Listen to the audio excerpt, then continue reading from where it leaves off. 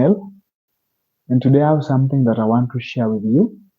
And this is something that has inspired me over time. And I thank you, first of all, for always being part of this YouTube channel. And today I want to share with you an experience of a story that was once shared to me by one of the priests who really inspired me to start my vocation and my journey and my discernment into aspiring to become a priest.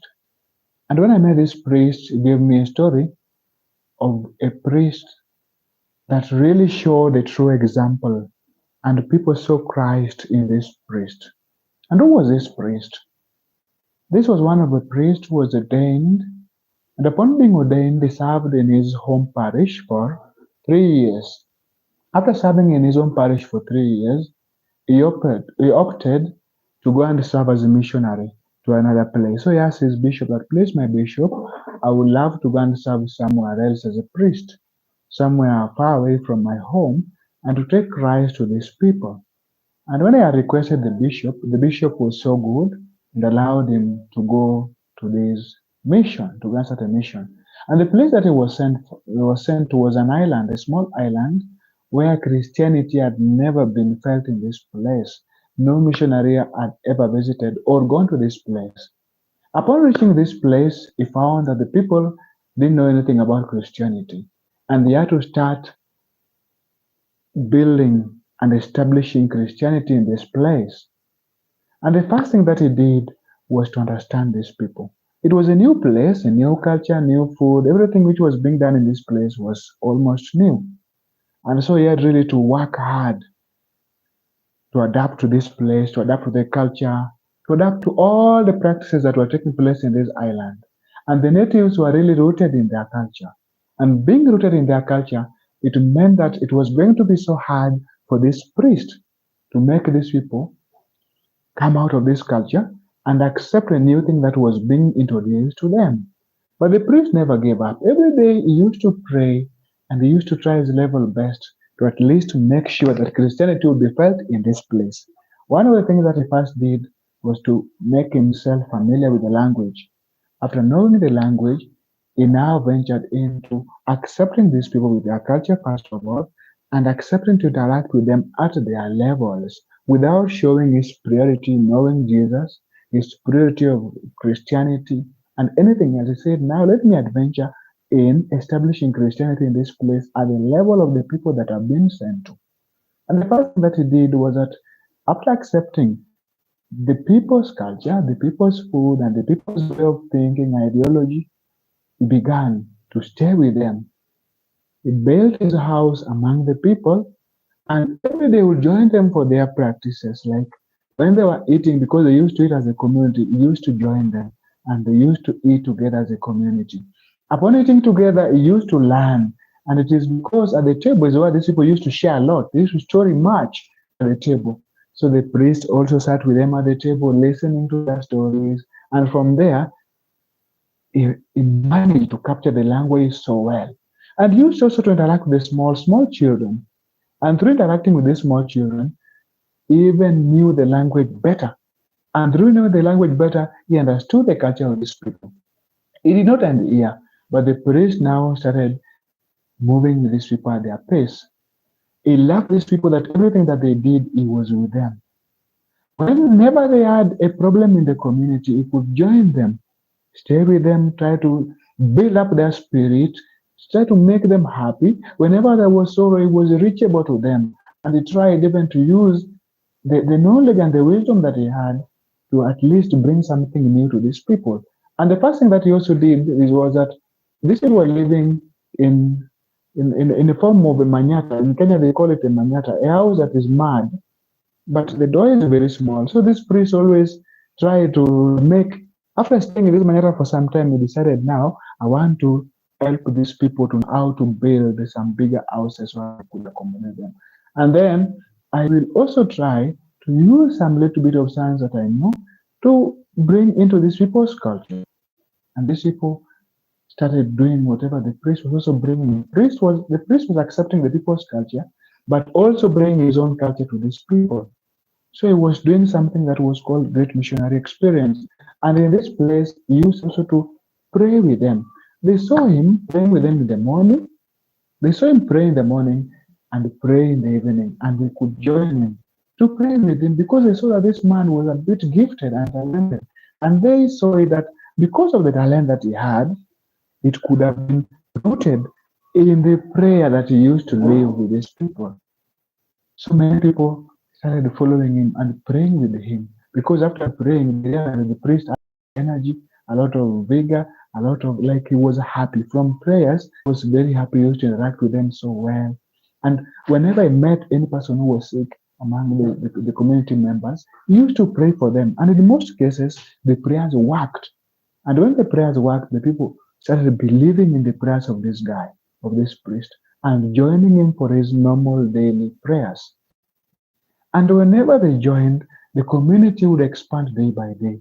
And he would also teach them and welcome them into his community. But he was not so radical as teaching about Christianity, but he was very lovely and welcoming. And he was very sensitive to the culture of the people and the culture of Christianity. And he was trying to measure the two of them together. But what was big was that he really loved these people. And he loved their culture. He loved the food that they ate. And these people also, through the love that he showed to them, that was the beginning of his success. I tell you, with the time, the society and the place developed. He brought his ideas of building and they built modern structures. They built nice buildings in the place. He brought about his idea because he had some idea in these local medicines. And whenever he brought it to this place, these people, whenever they used his medicine or the medication that he was bringing, they found that some of them were healing. And also they found out that the love that this person also had for the people who are even abandoned in the community, like there are some people who are seen, like these ones are no longer to be so much free with us. This priest decided to go even to these ones who are abandoned and to make them feel like you are also loved, you are also people, you are also important in the society. And he taught these people that a great lesson. And from him, they learned that everyone was important because there was one man who was thrown away from the community because he had some bad traits. Whatever he did, some of his deeds were not good. And so when he was thrown out of the community, the priest found out and went to search for him. And upon finding him, he took the person and at least they tried to journey together, and the person reformed. And the priest, whenever he met this guy, he would introduce some skills to this guy. And the guy also learned the skill of building. So when he brought him automatically back to the community and talked to the community members to welcome this guy, the people accepted because of the priest. And after being accepted, the guy now started bringing his giftedness to the community. And he was never involved in the bad things that he used to do before. But now he started doing good things. And from doing these good things, the people in the community believed and saw that no one was too bad that he could not be rectified or could not be changed. And that is how these people lived. But what they learned from this priest was the great love that he had for them, he loved whatever they did, and he always worked towards improving the lives of these people. Any skill that he knew that could help to improve the lives of these people, he lived it with them. He never showed the superiority that he was now a priest, he had to be higher than every other person. He never showed that he was a Christian, so his Christian values were higher than even the other traditional values that were already in place. So these people really loved this guy. The time came when he had to leave this place. And when he left, he went back to his home place. But something unfortunate happened that he became sick and was not allowed to go back to the place that he really loved to go back. And upon being sick, after some time, by bad luck, he passed on. And now this was the final step that he could no longer go back to that place. And the bishop decided that because the place where this priest had been was really flourishing, was doing on well, and the people were welcoming the place so nice. So the bishop decided to send another priest to this place, this island. When the next priest who was sent to this island, he went there not with the mentality of the former priest, but he went there now as a missionary who went to spread the word of God. When he reached, he first of all said, "Now I want to preach to you people to know Jesus."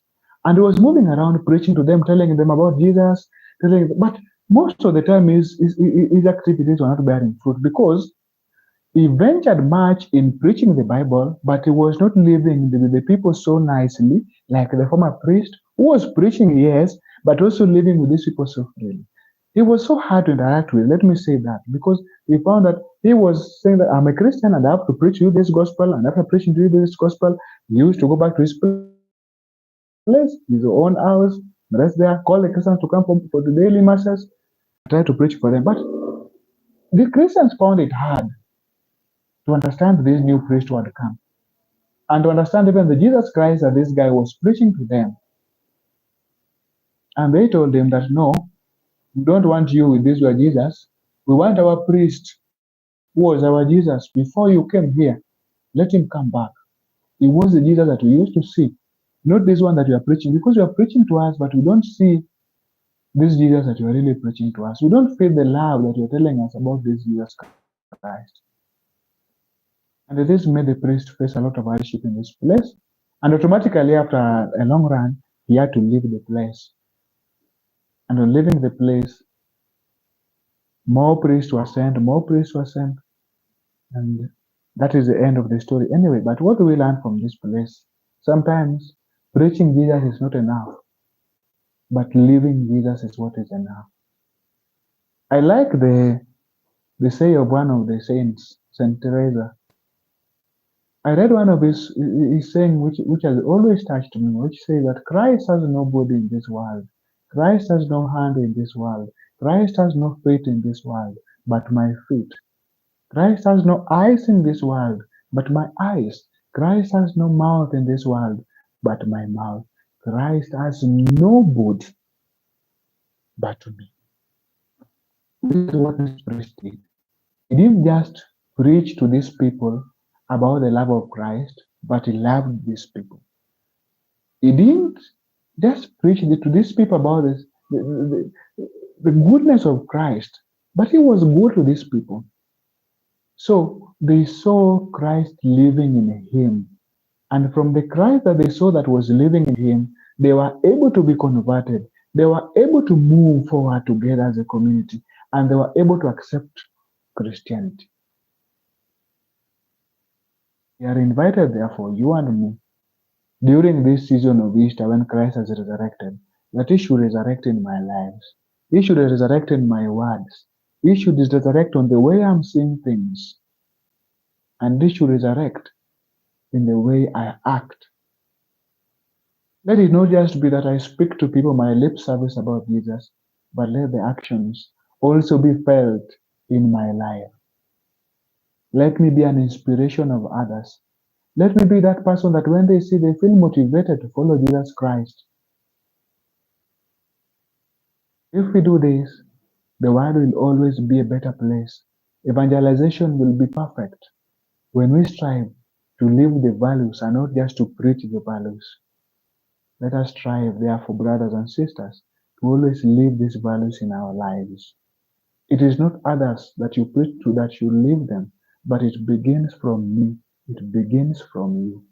And when we do this, the kingdom of God shall always live in our midst. Thank you so much for joining this live today. And thank you so much for always joining this live. Be blessed and let us always meet together whenever we have such an opportunity to engage and interact together. Be blessed.